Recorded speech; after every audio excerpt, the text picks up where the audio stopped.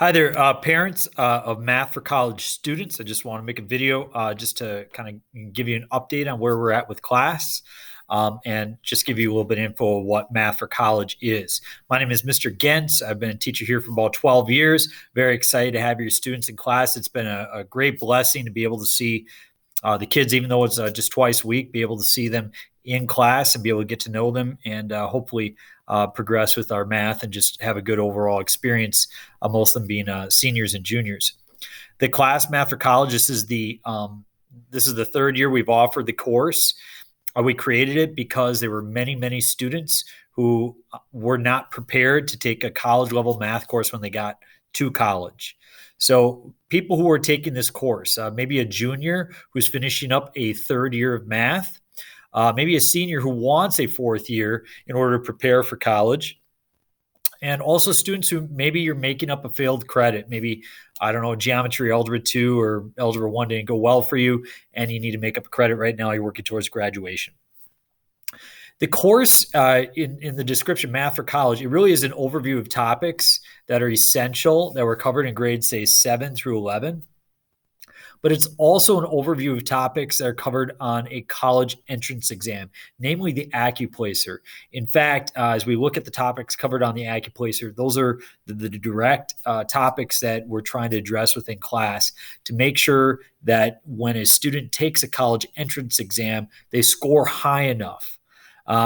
It's a way to avoid taking a remediation class in college. So many students enter college not being able to test into that college level math class. They end up taking a remediation class, which they do not get credit for, but it's simply, they pay for it, but it's simply a way to then get into that next college math class. So this is a way to avoid that.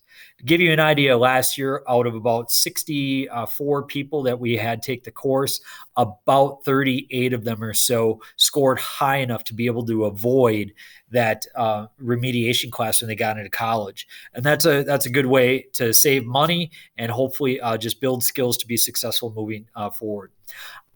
I need to make it absolutely clear that the biggest obstacle that seems many people face in terms of getting their degree is passing a required math course. In fact, nationwide, 48% of students who enroll in a community or technical college fail to get the degree that they're working towards because they can't pass the required math course that they need. Even when students are entering a four-year college and taking calculus, about 27% don't pass. And those statistics are alarming, and thus the nature of this course to try to build confidence and success. Instruction in this class is online. Because we only have 28 minutes twice a week, there's not enough time to be able to answer questions and be able to deliver instruction. So maybe once every couple weeks, we'll do some instruction in class.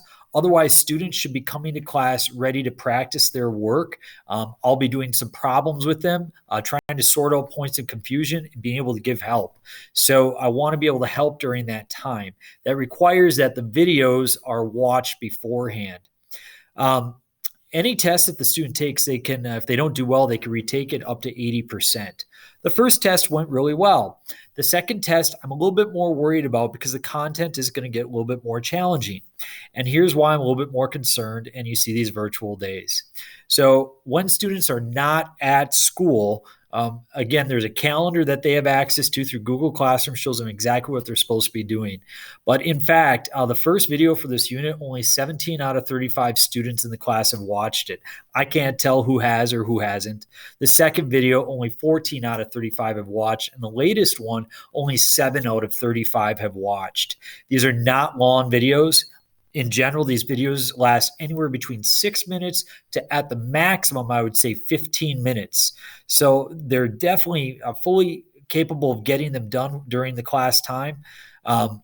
And then be able to start working on worksheets. That way, when you come to class, you can ask me about your points of confusion, as opposed to being instructed in class and then be able to have to figure out things on your own. So I just want to, again, I can't see who's watching and who hasn't. I just want to encourage parents, if there's any way you can check in with your student, your child, to be able to see, are they following through? I greatly appreciate that. I just want you to know that these numbers are somewhat alarming. It's going to be a challenge moving forward if if we don't increase the adherence. Suppose that your child is watching a video and they're like, you know what? I don't get what's happening right now. On the days where they come back to class, I'm available every day from 8:45 to 9:15, and I'm available every day from 1:15 to 2:30 to be able to sit down, work with them over any questions, even deliver some of the content if I need to, and really help them work out. So I would really like to do whatever I can to be helpful. I just know that right now we're in a challenging time for teachers, for students, for parents.